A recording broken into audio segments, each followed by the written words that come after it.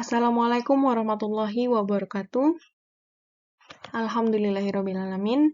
Kita bertemu lagi dalam mata kuliah pengantar ekonomi dan bisnis syariah.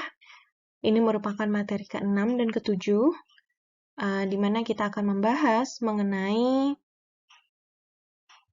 karir bisnis Rasulullah Shallallahu Alaihi Wasallam dan bagaimana perbedaan bisnis syariah dan bisnis konvensional.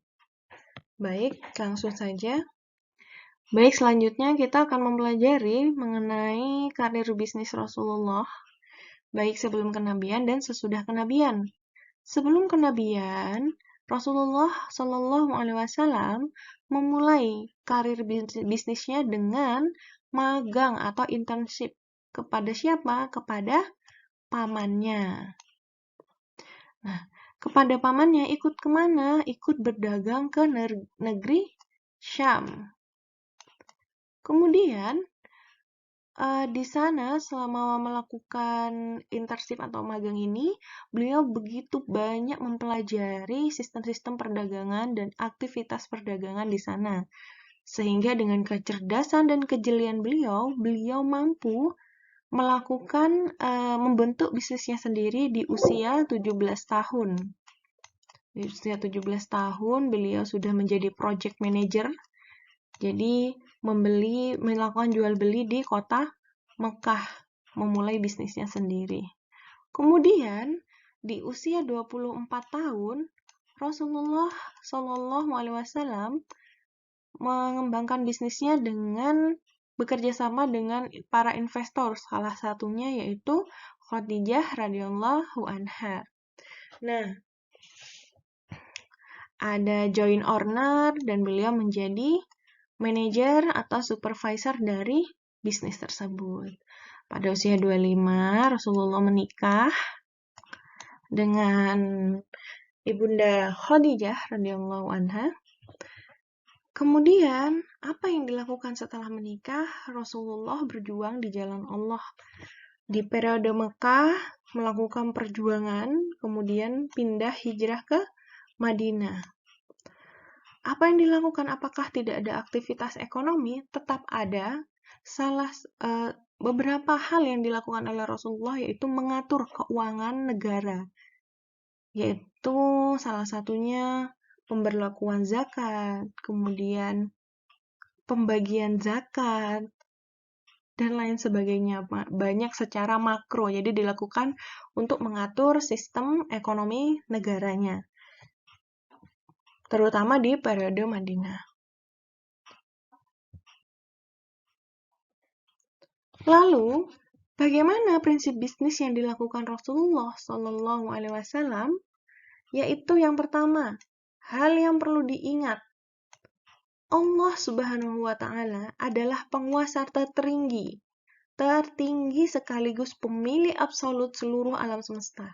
Jadi harus dipegang bahwasanya bisnis yang kita lakukan, segala sesuatu yang kita dapatkan dari kegiatan bisnis itu bukan milik kita sepenuhnya. Seluruhnya adalah milik Allah Subhanahu wa Ta'ala. Jadi, tidak boleh merasa memiliki sayang dan cinta terhadap harta yang dimiliki, yang didapatkan dari kegiatan bisnis tersebut. Kemudian yang kedua, manusia hanyalah khalifah Allah Subhanahu wa Ta'ala di muka bumi, bukan pemilik yang sebenarnya.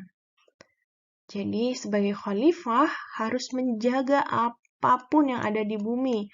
Tidak boleh eksploitasi alam, eksploitasi sumber daya manusia, dan lain-lain. Tidak boleh monopoli pasar, kemudian melakukan penipuan, penimbunan, itu tidak boleh. Kemudian yang ketiga, semua yang dimiliki dan didapatkan manusia adalah atas rahmat Allah Subhanahu wa Ta'ala. Jadi, bukan karena kita hebat, bukan karena kita hebat, tapi karena apa? Karena rahmat Allah begitu besar. Karena Allah yang hebat, bukan kita ya. Itu harus dipahami. Kekayaan harus berputar dan tidak boleh ditimbun di satu tempat. Jadi ketika kita sudah melakukan kegiatan bisnis mendapatkan keuntungan, maka itu harus diputar. Salah satunya dengan cara apa? Yaitu jika sudah mencapai hitungan zakat, untuk berzakat, maka harus dikeluarkan zakatnya. Itu salah satunya. Yang kedua, harus infak sedekah. Ada juga instrumen wakaf. Kita bisa membantu orang lain dengan kekayaan yang kita miliki. Jadi itu intinya harus berputar, tidak boleh ditimbun. Oke, selanjutnya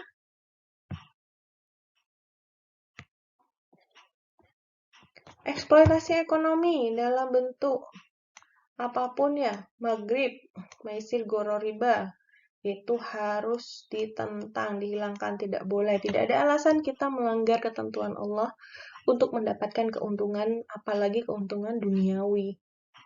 Kemudian menerapkan sistem warisan sebagai media redistribusi kekayaan yang dapat mengeliminasi berbagai konflik individu.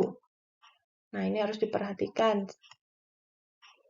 Kemudian menetapkan berbagai bentuk sedekah baik yang bersifat wajib maupun sukarela. Ini sudah dibahas ya tadi sebelumnya. Jadi ini berhubungan dengan tidak boleh menimbun harta, harus disalurkan.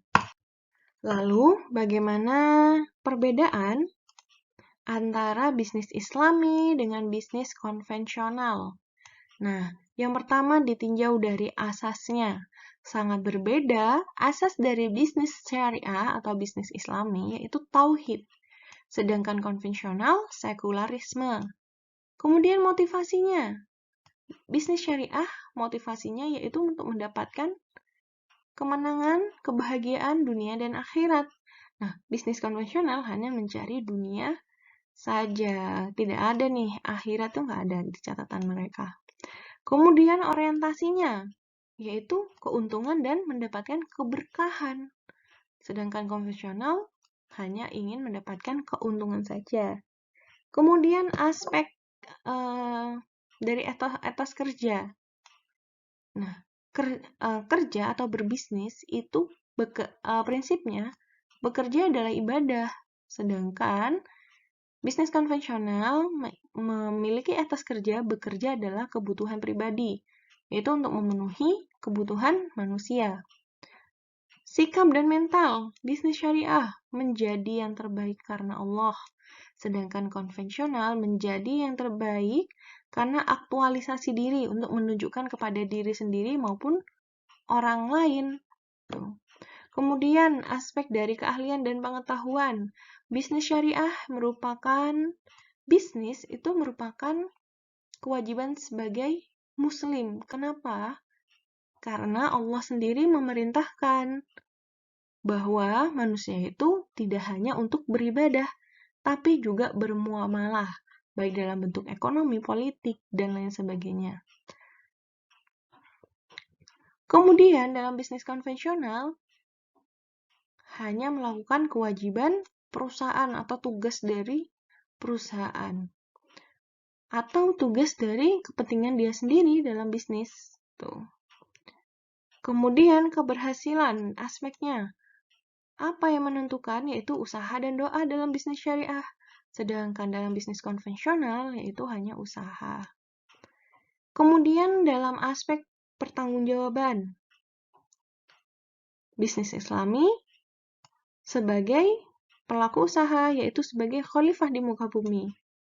Nah, kalau konvensional hanya bertanggung jawab kepada pemimpin perusahaan atau para investor. Kemudian modalnya. Tentu saja bisnis syariah halal.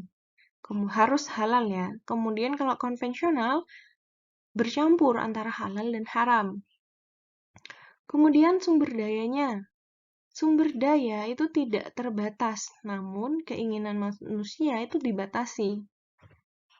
Jadi yang dikontrol keinginan manusia, sedangkan sumber daya yang dihadirkan Allah itu tidak terbatas karena Allah selalu mencukupkan kebutuhan dari para hambanya. Nah, dalam konvensional, sumber daya itu dianggap terbatas. Dan keinginan manusia itu tidak terbatas bagi mereka. Tuh. Kebalikannya. Kemudian, informasi. Tentu saja dasar kita adalah Al-Quran dan Sunnah. Dan ayat kaunihiyah. Kemudian, dalam konvensional yaitu hanya peristiwa-peristiwa alam masyarakat yang terjadi. Kemudian, manajemen operasi. Nah, dari manajemen operasi, bisnis syariah itu harus sesuai dengan koridor syariah.